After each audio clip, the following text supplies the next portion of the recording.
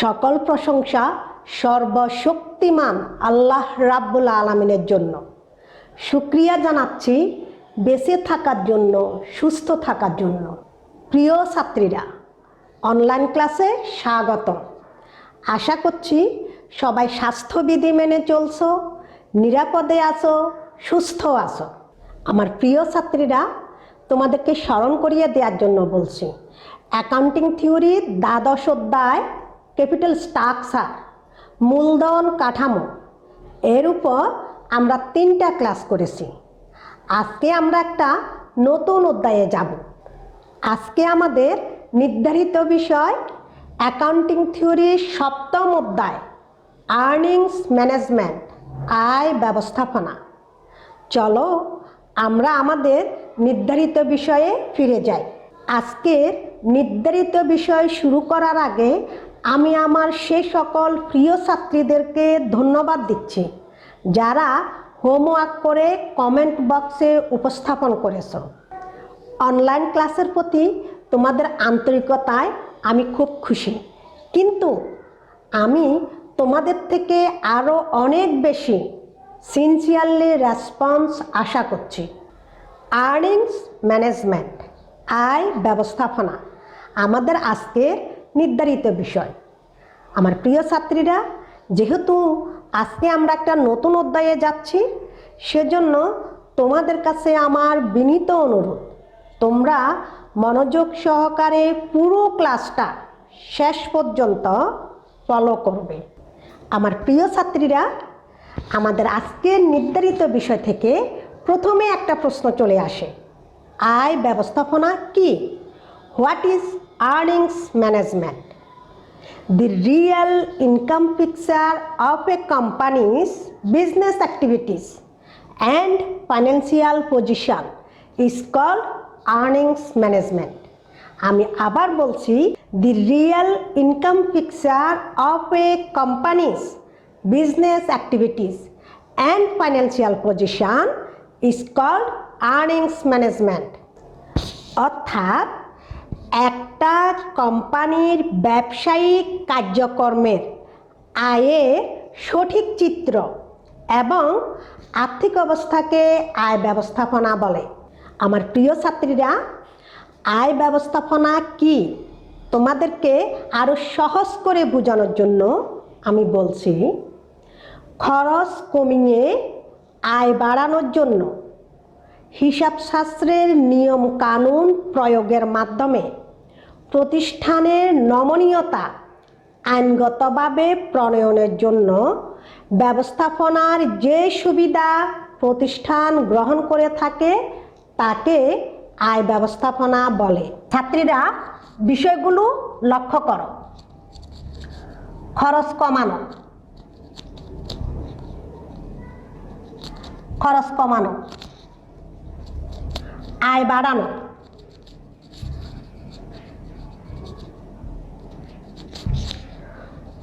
হিসাবশাস্ত্রের নিয়ম কানুন,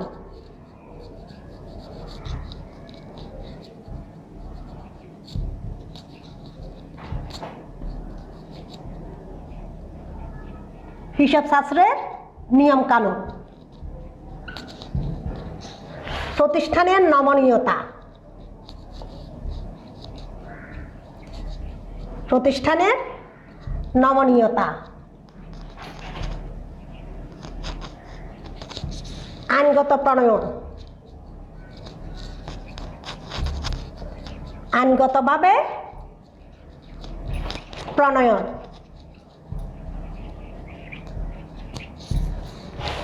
ব্যবস্থাপনার সুবিধা, ব্যবস্থাপনার সুবিধা।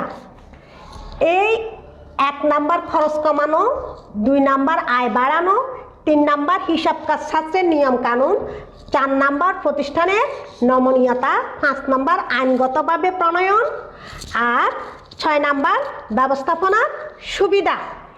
এই সবগুলো যখন কোনো প্রতিষ্ঠান গ্রহণ করবে, যখন কোনো প্রতিষ্ঠান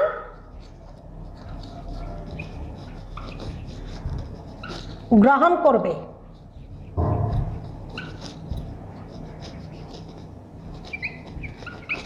যখন কোনো প্রতিষ্ঠান এগুলো সব গ্রহণ করবে সেটাই হচ্ছে আয় ব্যবস্থাপনা। আয় ব্যবস্থাপনা, আর্নিংস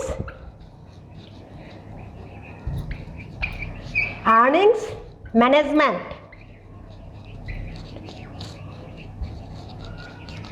তাহলে আমার প্রিয় ছাত্রীরা, এই আয় ব্যবস্থাপনার জন্য একটা প্রতিষ্ঠানকে প্রথমে চিন্তা করতে হবে, খরচ কমাতে হবে। খরচ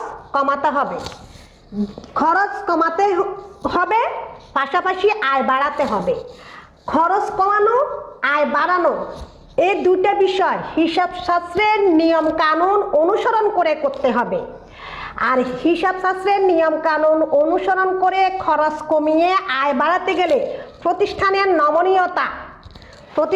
নমনীয়তা আনতে হবে। আর প্রতিষ্ঠানের নমনীয়তা আনতে আইনগতভাবে প্রণয়ন করতে হবে। শুধু আনলে হবে না, এটাকে আইনগতভাবে প্রণয়ন করতে হবে।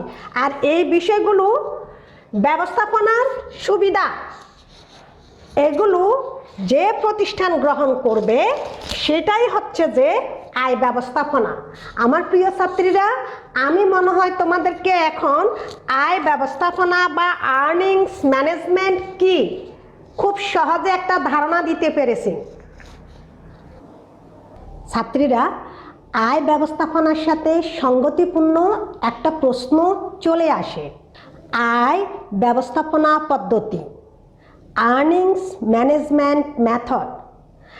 আয় ব্যবস্থাপনা পদ্ধতি বলতে এমন একটা আর্থিক বিবরণী বিশ্লেষণ ব্যবস্থাপনাকে বোঝায় যেখানে ম্যানিপুলেশনের মাধ্যমে কোম্পানির আয় বৃদ্ধির জন্য যথাযথ ব্যবস্থা প্রয়োগ করা হয়। খুবই গুরুত্বপূর্ণ একটা প্রশ্ন, আয় মসৃণকরণ কি? What is income smoothing? আমার প্রিয় ছাত্রীরা, একটু মনোযোগ দিয়ে শোনো। আয় ব্যবস্থাপনা প্রক্রিয়ায় কোম্পানির আর্নিংসকে দৃঢ় করা হয়। ইনকাম স্মুথিং প্রতিষ্ঠানের রিস্ক বা ঝুঁকি কমায়। ইনকাম স্মুথিংয়ের ফলে প্রতিষ্ঠানের মার্কেট ভ্যালু বৃদ্ধি পায়। ছাত্রীরা, আমি হোয়াইট বোর্ডে তোমাদেরকে একটু এটা ব্যাখ্যা করে দেখাচ্ছি। ছাত্রীরা দেখো, আয় ব্যবস্থাপনা প্রক্রিয়া, আয় ব্যবস্থাপনা প্রক্রিয়া,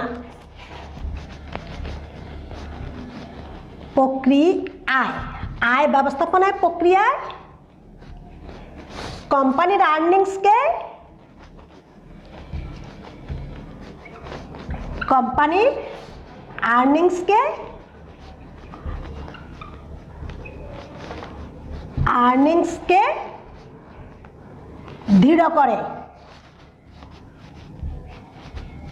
দৃঢ় করে। তাহলে আয় ব্যবস্থাপনা প্রক্রিয়ায় একটা কোম্পানির আর্নিংসকে দৃঢ় করে। আর আয় ব্যবস্থাপনা প্রক্রিয়া হলো আর্নিংস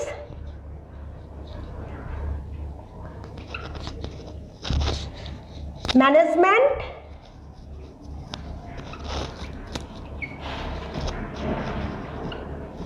মেথড।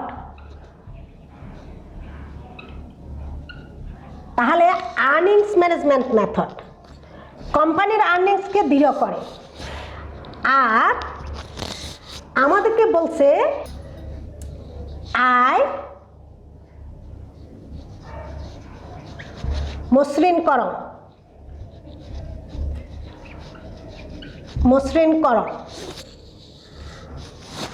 আয় মসৃণকরণ, ইনকাম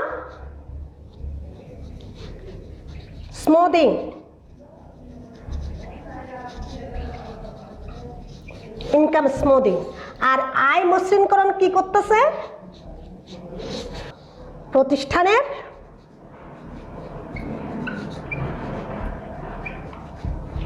রিস্ক বা ঝুঁকি কমায়। লোক আয় মসৃণকরণ প্রতিষ্ঠানের রিস্ক বা ঝুঁকি কমায়। আর আয় মসৃণকরণ এটা 1 নাম্বার। আর 2 নাম্বার হলো ইনকাম স্মুথিং এর ফলে প্রতিষ্ঠানের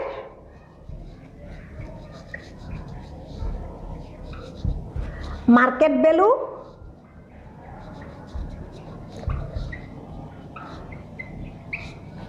বৃদ্ধি পায়।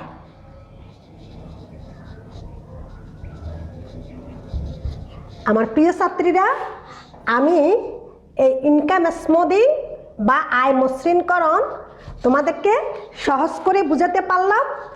ইনকাম স্মুথিং বা আয় মসৃণকরণের ফলে প্রতিষ্ঠানের রিস্ক বা ঝুঁকি কমায়, আর ইনকাম স্মুথিং এর ফলে প্রতিষ্ঠানের মার্কেট ভ্যালু বৃদ্ধি পায়। আর আয় ব্যবস্থাপনা কোম্পানির আর্নিংসকে দৃঢ় করে। ছাত্রীরা, খুবই গুরুত্বপূর্ণ আর একটা প্রশ্ন, আর্নিং পার শেয়ার, শেয়ার প্রতি আয়। শেয়ার প্রতি আয় বলতে একটি নির্দিষ্ট সময়ে বিলিখিত প্রতিটি সাধারণ শেয়ারের বিপরীতে অর্জিত আয়কে বোঝায়। ছাত্রীরা, আজকে আমি একটা প্রবলেম সলভ করব, যেটা ন্যাশনাল ইউনিভার্সিটি 2016 সালে এসেছিল। চলো আমরা সরাসরি প্রবলেমে যাই। BBA Honors 2016 Problem. The following information are available from the books of account of Mahin Company. Details: units or taka. Sales 30,000 units. Selling price per unit taka 25. Variable cost per unit taka 12.50. Fixed operating cost taka 3 lakh. Total assets taka 10 lakh. 10% debenture taka 5 lakh. Share capital of taka 0.50 per share taka 5 lakh. Corporate tax rate 25%. Calculate this change in EPS if the sales is increased by 25%. আমার প্রিয় ছাত্রীরা, আমি এখন প্রশ্নটা তোমাদেরকে একটু বাংলায় ব্যাখ্যা করে দিচ্ছি। মাহিন কোম্পানি লিমিটেডের sales 30,000 units, selling price per unit 25 টাকা। তাহলে 30,000 ইউনিট পূরণ 25, টোটাল সেলস 7,50,000 টাকা। Variable cost per unit 12.50। তাহলে আমার 30,000 ইউনিট ইন্টু 12.50, তাহলে ভেরিয়েবল কস্ট হচ্ছে 3,75,000 টাকা। আর fixed cost 3 lakh. Debenture 5 lakh, 10% interest, তাহলে 5 লাখ 10% ইন্টারেস্ট 50,000 টাকা। Total assets 10 lakh. Corporate tax 25%।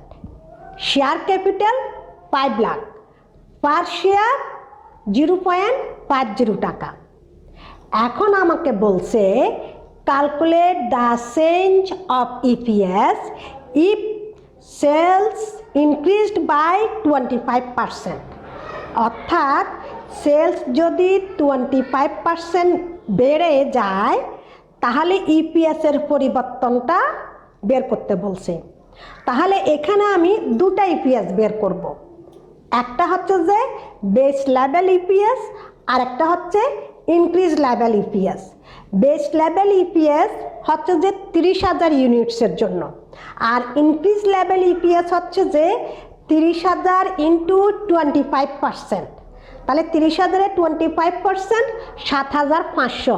তাহলে টোটাল সেলস 30,000 যোগ 7,500, 37,500।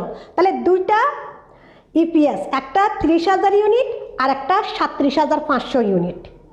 আমার প্রিয় ছাত্রীরা, এখন আমরা সরাসরি হোয়াইট বোর্ডে প্রবলেমটা সলভ করব। ছাত্রীরা, ক্যালকুলেশন অফ ইপিএস বের করার জন্য আমি একটা প্রোফর্মা তৈরি করেছি। দেখো, calculation of EPS details, per unit টাকা, Mahin company, present sales, proposed sales, দুইটা সেলস, একটা প্রেজেন্ট সেলস, একটা প্রপোজড সেলস। এসো শুরু করি এবার। প্রথমে সেলস ভলিউম,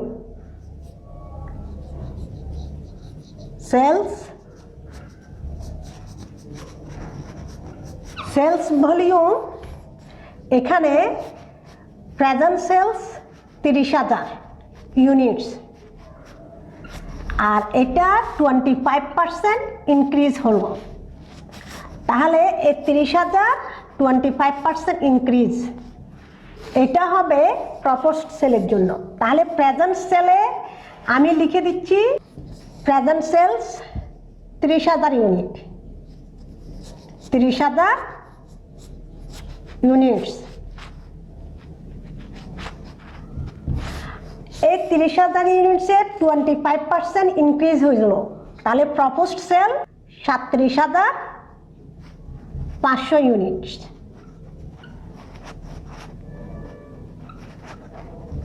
এই সেলস ভলিউমটা পুরোটাকে আমি একেবারে ক্লোজ করে দিচ্ছি। এটা ইপিএস এর আমি পুরোটাই ক্লোজ করে দিচ্ছি সেলস ভলিউমটা। এখন আমি দেখাবো সেলসটা আমার units into S P P U, selling price per unit. Selling price per unit টাকা 25 টাকা 25। Present sales 30,000 units, per unit 25 টাকা। 30,000 ইউনিটস ইন্টু 25 ইকুয়াল টু 7,50,000 টাকা। Proposed sales 37,500 units, per unit 25 equal to 9,37,500 টাকা। আমার সেলস এখানে শেষ। Variable cost less করব।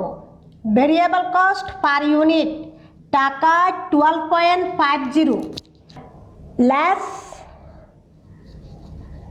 variable cost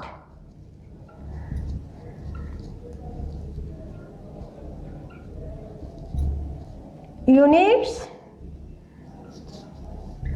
into variable cost per unit VCPU। তাহলে ভেরিয়েবল কস্ট পার ইউনিট টাকা 12.50। Present sales 30,000 units, 30,000 units into 12.50 3,75,000 টাকা। আর proposed sales 37,500 into 12.50 4,68,750 টাকা। এখন আমি সেলস থেকে ভেরিয়েবল কস্ট লেস করব।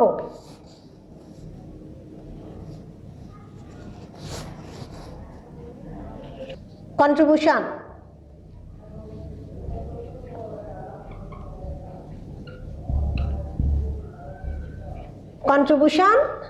Sales less VC variable cost. তাহলে প্রেজেন্ট সেলসে সেলস 7,50,000 টাকা লেস ভেরিয়েবল কস্ট 3,75,000 টাকা ইকুয়াল টু 3,75,000 টাকা। আর proposed সেলসে sales 9,37,500 less 4,68,750 equal to 4,68,750 টাকা। এটা আমাদের কন্ট্রিবিউশন বের হলো। এই কন্ট্রিবিউশন থেকে এখন ফিক্সড অপারেটিং কস্ট টাকা 3 লাখ এটা লেস করব। Fixed cost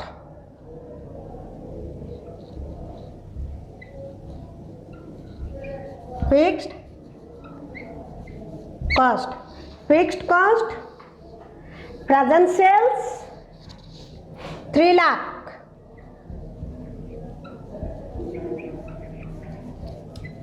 proposed sales 3 lakh,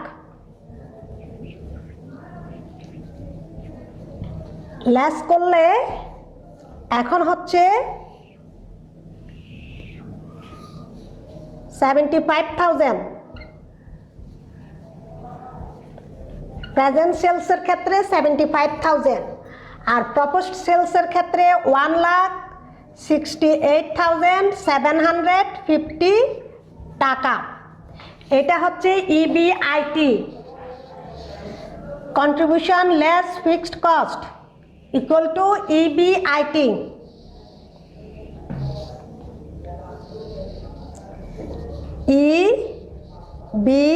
EBIT, earning before interest and tax less interest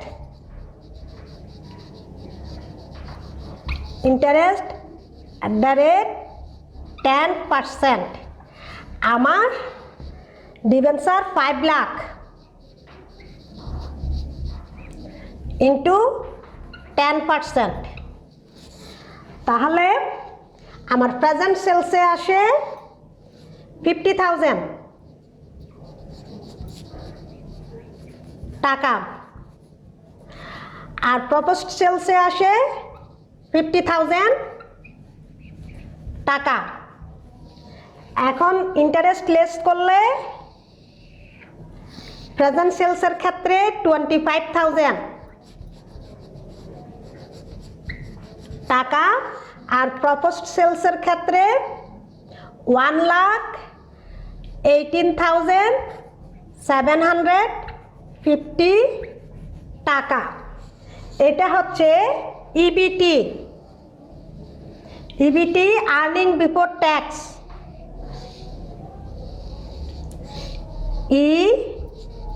EBIT. এখন আমি লেস ট্যাক্স লেস করব। Tax at the rate 25%। এটা হবে tax on EBIT. EBIT present সেলসের ক্ষেত্রে 25,000, প্রপোজড সেলসের ক্ষেত্রে 1,80,750, 25 into 25%, 6,250 টাকা। আর প্রপোজ সেল 1,18,750 into 25%, 29,688 টাকা। এখন ইবিটি থেকে ট্যাক্স লেস করব। ইবিটি লেস ট্যাক্স, তাহলে ইএটি প্রেজেন্ট সেলে আসতেছে 18,750 টাকা, প্রপোজ সেলে 89,062 টাকা। এটা হচ্ছে EAT, earning after tax. EAT, earning after tax. EBIT থেকে ট্যাক্স লেস করলে EAT, earning after tax. Present সেলে 18,750 আর প্রপোজ সেলে 89,062। এবার number of share, number of shares, number of shares আমাদের 5 লাখ টাকা, share capital 5 lakh divided by per share 0.50 টাকা। তাহলে প্রেজেন্ট সেলসে নাম্বার অফ শেয়ার 10 লাখ, এটা শেয়ার্স। প্রফিট সেলসে 10 লাখ, শেয়ার্স। এখন ইপিএস বের করব। EPS earning per share, EPS equal to EAT divided by NS number of share. এখন EPS equal to EAT divided by NS. আমার প্রেজেন্ট সেলসের ক্ষেত্রে 0.1875 আর প্রফিট সেলের ক্ষেত্রে 0.89062। এটা আমার বের হলো ইপিএস। ইপিএস প্রেজেন্ট সেলের ক্ষেত্রে EAT 18,750 divided by 10 lakh share 0.01875। আমার প্রিয় ছাত্রীরা, আমার ক্যালকুলেশন অফ ইপিএস এখানে শেষ। এখন আমি পুরোটা আরেকবার বলছি। Calculation of EPS details per unit টাকা, Mahin company, present sales, proposed sales. প্রথমে আমি দেখাচ্ছি sales volume. Sales volume 30,000 unit.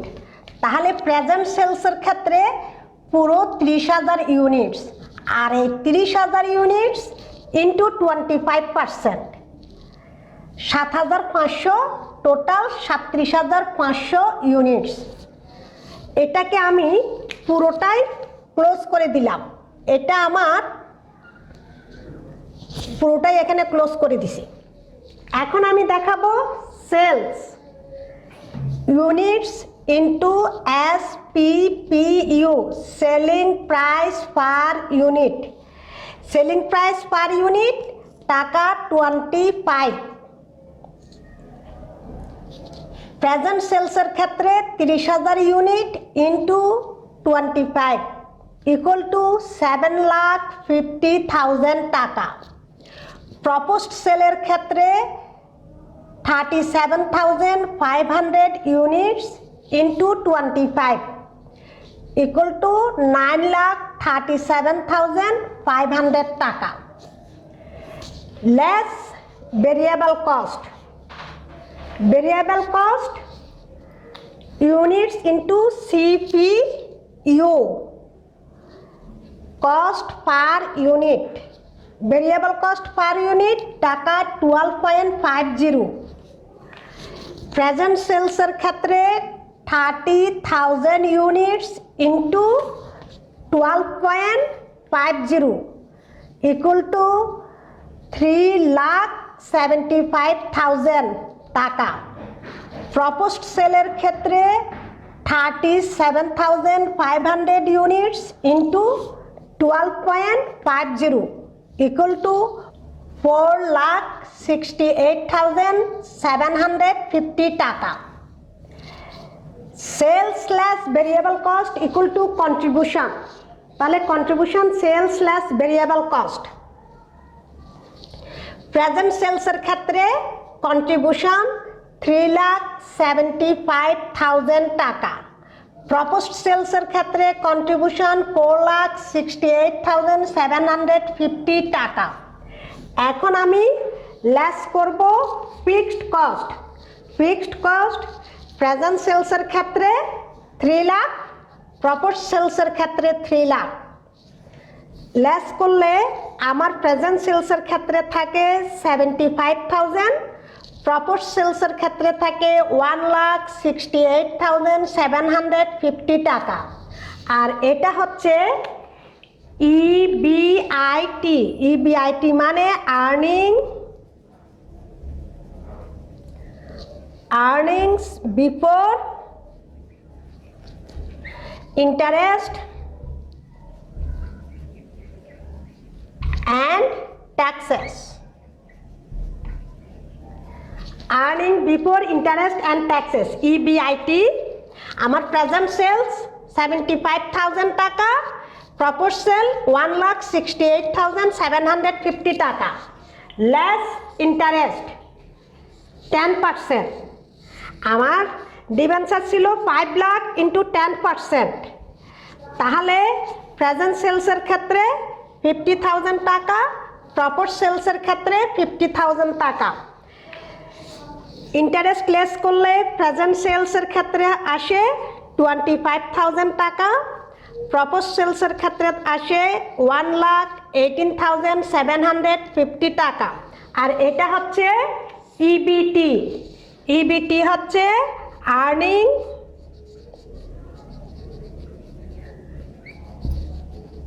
Before tax. Earning before tax. এখন এখান থেকে আমি ট্যাক্স লেস করব 25% অন ইবিটি। আমার প্রেজেন্ট সেলসে ইবিটি 25,000 ইন্টু 25% দাঁড়ায় 6,250, আর propose sale 1,18,750 into 25% equal to 29,688 টাকা। লেস করলে হয় প্রেজেন্ট সেলসের ক্ষেত্রে 18,750 টাকা, আর প্রপোজ সেলসের ক্ষেত্রে 89,062 টাকা। এটা হচ্ছে ইএটি। ইএটি মানে আর্নিংস আফটার ট্যাক্স। এখন আমি আর্নিং আফটার ট্যাক্স এটাকে ক্লোজ করে দিলাম। ক্লোজ করে দিয়ে নাম্বার অফ শেয়ার দেখাবো। নাম্বার অফ শেয়ার, আমার শেয়ার ক্যাপিটাল 5 লাখ আর পার শেয়ার 0.50 টাকা। তাহলে আমার প্রেজেন্ট সেলসের ক্ষেত্রে শেয়ার আসে 10 লাখ, প্রপোজ সেলসের ক্ষেত্রে শেয়ার আসে 10 লাখ। এখন এই শেয়ারকেও আমি ক্লোজ করে দিলাম। ক্লোজ করে দিয়ে আমি ইপিএস বের করব। EPS equal to EAT divided by NS. আমার প্রেজেন্ট সেলসের ক্ষেত্রে ইএটি 18,750 টাকা আর NS number of share 10 lakh. তাহলে 18,750 টাকা divided by 10 lakh equal to 0.01875। আর প্রপোজ সেলসের ক্ষেত্রে ইএটি 89,062 টাকা আর শেয়ার 10 লাখ। 89,062 টাকাকে 10 লাখ শেয়ার দিয়ে ভাগ করলে 0.089062। আমার অঙ্ক এখানে শেষ। Calculation of EPS. এখন আমি দেখাবো calculation of change in EPS এর যে চেঞ্জ সেটা এখন আমি দেখাবো। ছাত্রীরা, এখন আমি বের করব calculation of change in EPS. Calculation of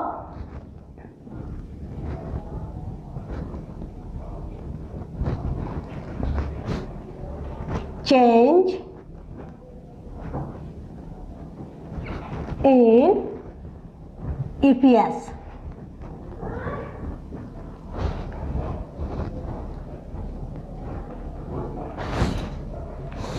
We know that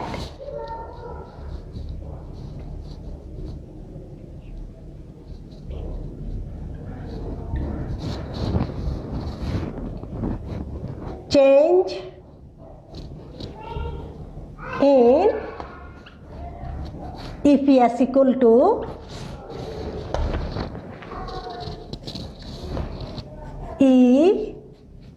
EPS1 less EPS 0 divided by EPS 0 into 100. Here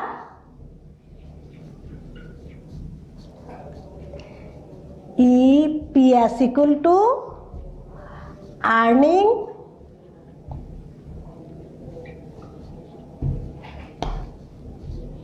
per share.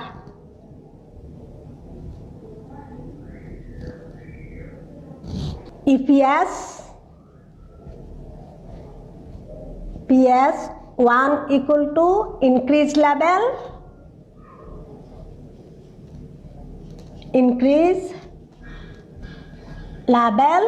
EPS. আমাদের ইনক্রিজ লেভেল ইপিএস বের হয়েছিল 2.08906 EPS 0 equal to base level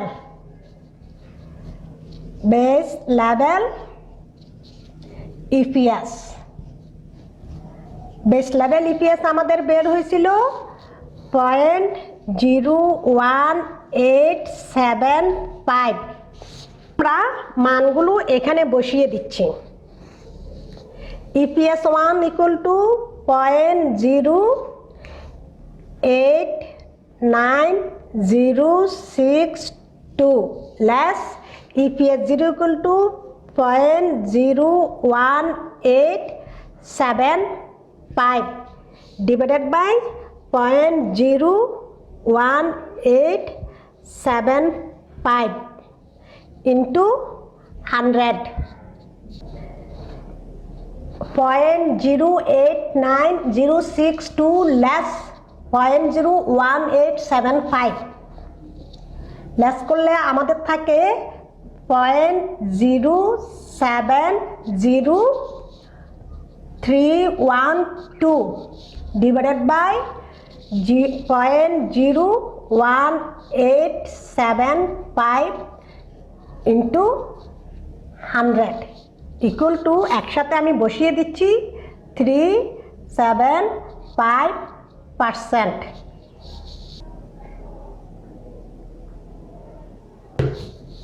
ছাত্রীরা আমি calculation of change in EPS বের করলাম, সূত্র দিলাম change in EPS equal to EPS 1 less EPS 0 divided by EPS 0 into 100. Here EPS equal to earnings per share EPS 1 increase level EPS যেটা আমরা proposed সেলে বের করছিলাম 0.08906 ইপিএস 0 বেস লেভেল ইপিএস যেটা আমরা 30,000 ইউনিট সেলসে বের করছিলাম 0.01875. এখন এই মানটা এখানে বসিয়ে দিলাম। EPS 1 0.08906 less 0.01875 divided by 0.01875 into 100 less করলে আমার আসে 0.070312 divided by 0.01875 into 100 equal to 375%. আমার প্রিয় ছাত্রীরা, আশা করছি তোমরা সমাধানটা বুঝতে পেরেছ।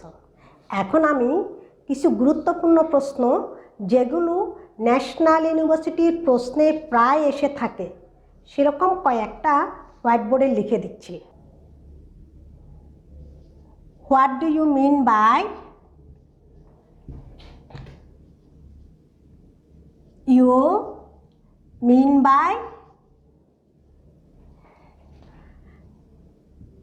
earnings management? Earnings management.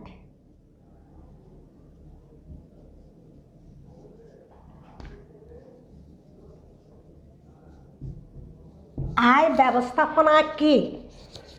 আমি ইংলিশে সংজ্ঞাটা দিচ্ছি, তোমরা বাংলায়ও লিখতে পারো। The real income fixer of a company's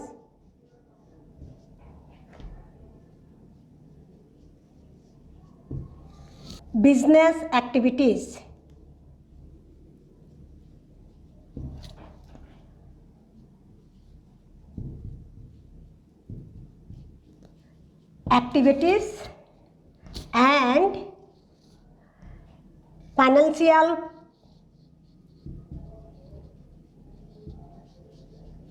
and financial position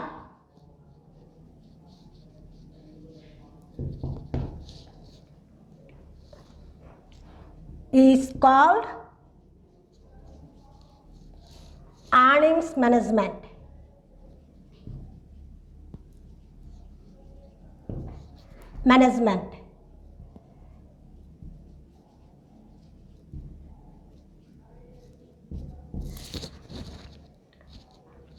The real income fixer of a company's business activities and financial position is called earnings management. Question number 2. What is income smoothing?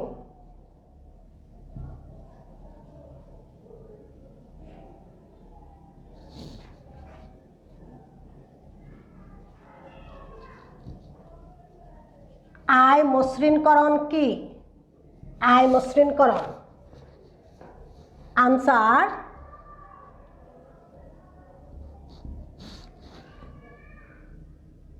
the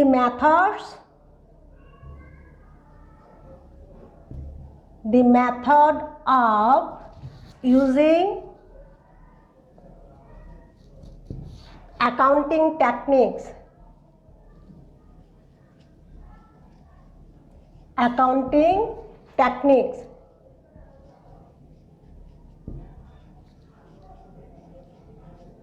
the method of using accounting techniques to eradicate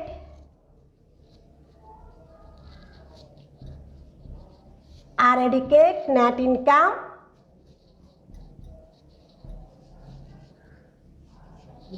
fluctuation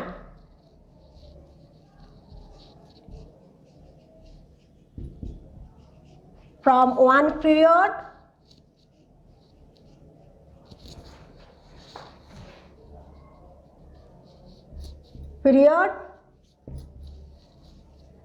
to the next.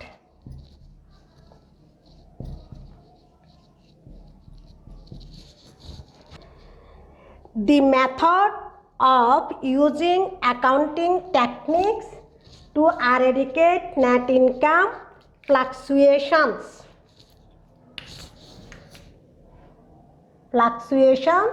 from one period to the next. Question number 3. What is the method?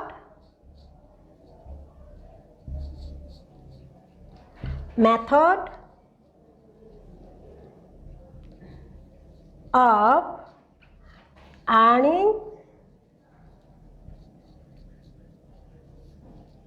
management.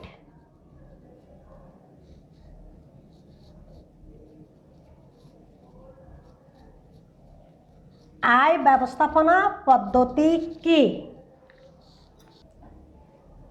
Answer, earnings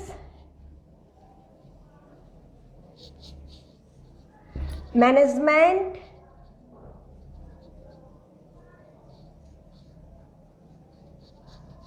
involves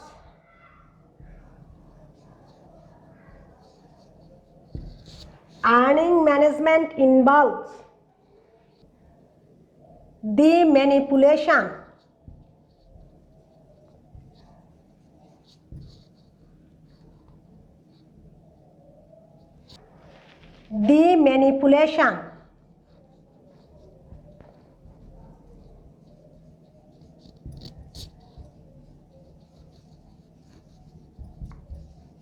the manipulation of company earnings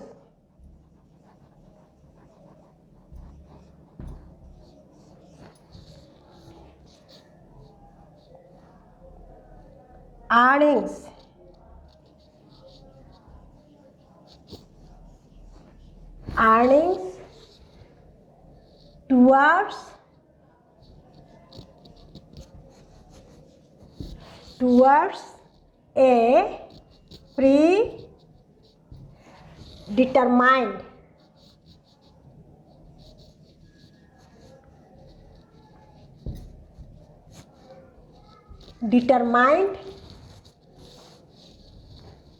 target.